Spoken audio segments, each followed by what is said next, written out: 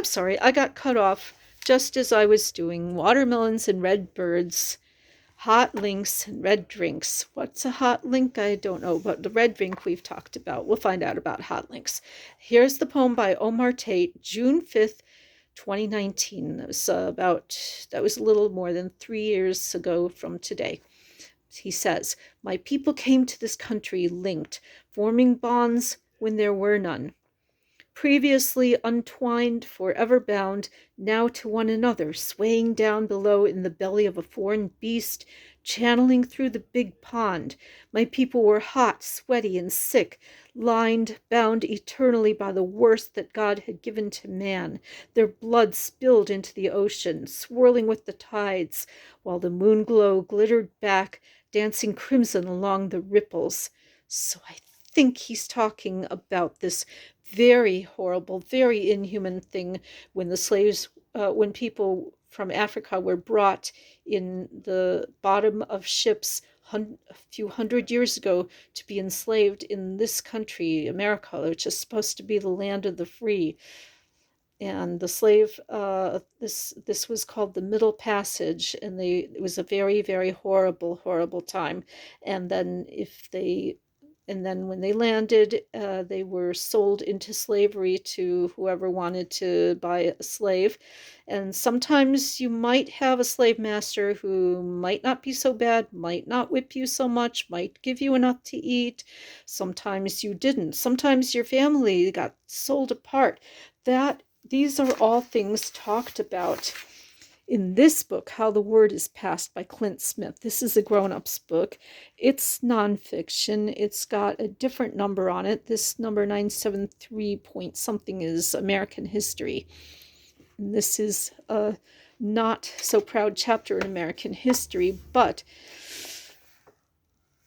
if you remember this poem, even though the families were torn apart, they formed bonds. They were forming bonds when there were none. My people were hot, sweaty, and sick, lined, bound eternally by the worst that God had given to man. Their blood spilled into the ocean while the moon glow glittered back, dancing crimson among the ripples. So very horrible, but they formed bonds to each other.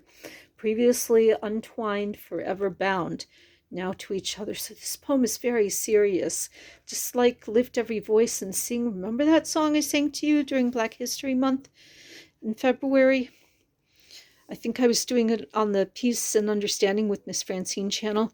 Well, now, so that's why it's so important to celebrate. Oh, Omar's red drink. So Omar, but this is Omar Tate, same person. So this tells about what they went through and why they celebrated freedom so strongly. Okay. African Americans crave locally harvested, coast-to-coast USDA prime liberty in all its bittersweetness. And it tells about, remember I talked about Major General Gordon Granger arrived in Galveston and issued General Order Number 3, informing the people of Texas that all enslaved people were now free. For the more than 250,000 enslaved Black Texans, the impact of the order was not immediate. Some plantation owners withheld the information, delaying until after one more harvest season because they were selfish. But a year later, in 1866, unofficial Juneteenth celebrations began in Texas. And they were unofficial because they still didn't have a government that would recognize the day, give people the day off of work or stuff like that, shut down the post offices or other things that could be shut down. Gradually, Black people in other parts of the country embraced Juneteenth as the unofficial holiday commemorating the origin point of their American freedom. 154 years later, President Joseph R. Biden Jr., the current president, signed the Juneteenth National Independence Day Act. Among others at his side was Ms. Opal Lee. And remember, we have the picture of Opal. Well, we're going to have a picture. Whoopsie. I have to treat the books nicely. We're going to have the picture of Opal Lee that is at the back of this book, not this one, because this is not the real picture. This is just somebody's drawing of her. But I think we have an actual... Do we have an actual photograph of her in this book? Let me see. think this is an actual photograph of Opal Lee, the grandmother of Juneteenth.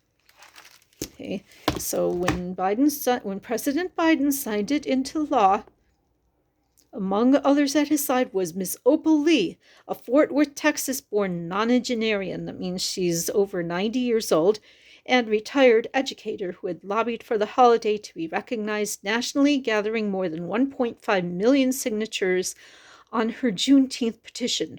Much like Martin Luther King Jr. Day, the nation's second national commemoration honoring the triumph of an African American experience became an institution with the stroke of the presidential pen.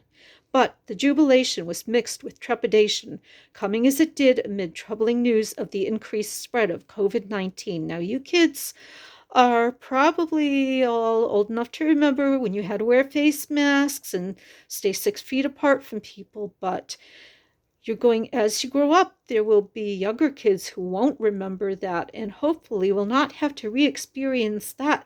So you will be the older storytellers. You won't even be all that old. You might be teenagers, or you might be just becoming grown-ups, and you'll tell kids about the time when there was COVID-19 and new laws aimed at suppressing the black vote. It's making, not directly saying, well, black people can't vote, but remember I said black people still don't always live in the same places where white people do, and so the places where they do live, it can be harder to get to the polls. There might not be so much transportation. The jobs that they're able to get might be lower paying, and so they have to work more hours just to make ends meet. So that's a way of suppressing, the laws that are aimed at suppressing the black vote just make it so there are fewer times when you can vote, and fewer places where you can vote. So it's an indirect way of suppressing the black vote, but it's still, or poor people's vote, or older people's vote, or Native American people's vote, or poor white people's vote, lots of people's vote. And that's important to think about. The unrelenting community trauma resulting from the numerous killings of unarmed black people, many at the hands of law enforcement officers. Oh, we're still dealing with that today, to this very day. Okay. In my own way, but remember, there's always happiness among the sadness, because there's always hope. And the author of this book, Nicole A. Taylor, she writes, in my own way, I have been part of that spread. I've celebrated Juneteenth with the brightest people in the culinary space at a Soul Summit in Austin, Texas, that celebrates the food history of African Americans, in New York on a rooftop with my dearest friends, and in Georgia tucked in the woods with humidity enveloping the guests. And all the places, and she talks about the food, a plethora of foil-covered foods like plump supermarket-bought Italian chicken sausages, buttery sweet pound cakes, pork ribs bathed in smoke and spices, and summery salads of heirloom tomatoes and roasted eggplant. I like that one, with maybe a little bit of cheese or a tiny bit of meat or fish in the salad. Hot plated dinners with ceramic platters loaded down with whole roasted fish and summer bean salad. That sounds yummy. Then carefully passed around a table draped in tea-dyed linens, accompanied by rum-spiked red punch. Okay, well, for the kids, no rum in the punch, just red punch. Okay, no rum or other alcohol until you're at least 21, and then drink responsibly. Anyway, so with that in mind, she keeps talking about the things she's done, and the different kinds of recipes she's tried, and the different kinds of entertaining, and that goes on for a while.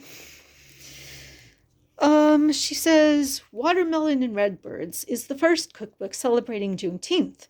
At least she's pretty sure it's the first, and maybe she's right. It is meant to be a bridge between those traditional dishes of African American celebration and those flavors that I came to know and appreciate as my culinary horizons have broadened. This book is not an attempt to capture the tastes and recipes of that 1866 Juneteenth celebration. This is a testament to where we are now. It is an attempt to synthesize to put together all the places we've been, all the people we've come from, all the people we've become, all the culinary ideas we've embraced. The title combines a native-born African fruit, watermelon.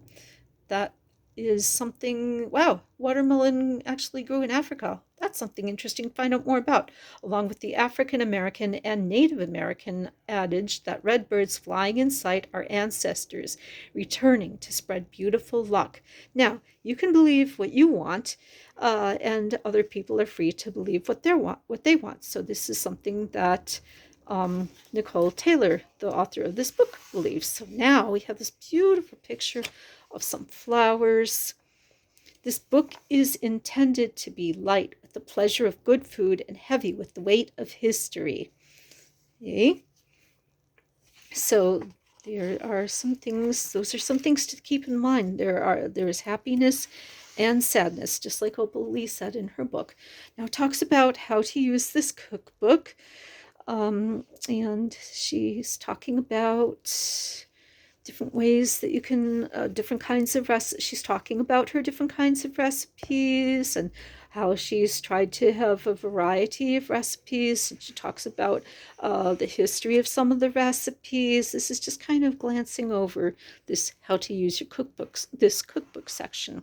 Kitchen gadgets, for Juneteenth gadgets, like you might need a cake mold. I talked about my blender. This might be for ice pops or popsicles. This looks like some kind of mixer, not to be confused with a blender. This is a kitchen gadget red bird, not a real red bird, but you can see looking down on it, it's a red bird. Okay? So she talks about all of those. There are more pictures of kitchen gadgets, Juneteenth pantry, the kind of foods that you might want to have around that don't spoil, that you can keep for a long time. Let's see, BIPOC owned brands. Oh, she talks also about, she's got a lot of healthy ingredients here, a lot of fresh fruit and vegetables and herbs and spices, and that's very nice. And then she talks about, it can be, I know how daunting it can be to shop surrounded by such abundance. This pyramid will help. And she talks about where to get things. And she talks about BIPOC-owned brands. What's BIPOC? Black, Indigenous, or people of color. And she gives a little bit of a guide to where to get some of the ingredients. And especially from Black or Indigenous or other people of color owned brands right there. It's a nice picture of a nice, something to drink on a table with these pretty red and pink flowers. Okay, we have a section, spice blends, hot sauces, and pickled things. We have lots of sections. There's, what do I have marked here? Romesco. It's got a tomato, red peppers, join the canon of red vegetables and fruits.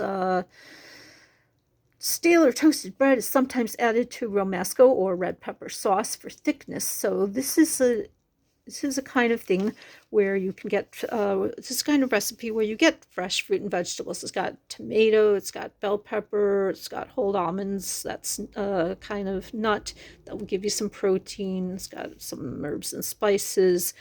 And it says this is really good with, let's see, she says something in here about salmon. She says it's terrific on fish. I suggest the salmon on page 254. Now, obviously we're not going to go through all the recipes, but that might be something good to eat for a main course. And here's some more pictures of some nice food that might be good for a main course. There's some fresh fruit and vegetables. Now, to drink, we talked about red drinks. One thing she's got as a suggestion is something called ginger beer. Now, it's not beer. There's no alcohol in it. That means it's like root beer. Maybe you're familiar with root beer. There's no alcohol in it. It's just a fizzy drink, and kids can drink it if the moms and dads say it's okay, but it is kind of sugary.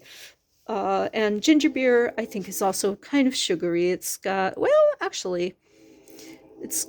a tablespoon of sugar with 1 cup of filtered water with a bit of ginger, and it tells how much per how much per tablespoon of sugar and cup of filtered water, and how to proportion all these things. And proportion is a good dictionary word. And then, so this is the way you start the ginger beer. It says ginger starter. And then you go on with a lot more water, a gallon of filtered water at room temperature, and more sugar and lemon juice and fresh grated ginger. And then there are a lot of steps to making this. Okay. So now let's go on to, everybody likes dessert. And there's this beautiful picture of flowers. And there's a recipe for a Florida punch bowl cake, and it involves a lot of different things. And you can look up on your maps where Florida is, kids.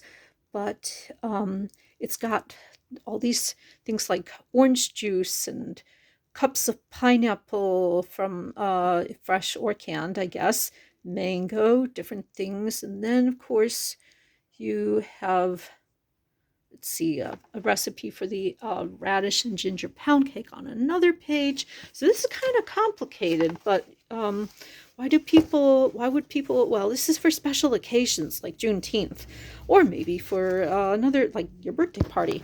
All right, everybody likes ice cream. How about dairy-free chocolate sorbet? I had another ice cream recipe in here for chocolate ice cream.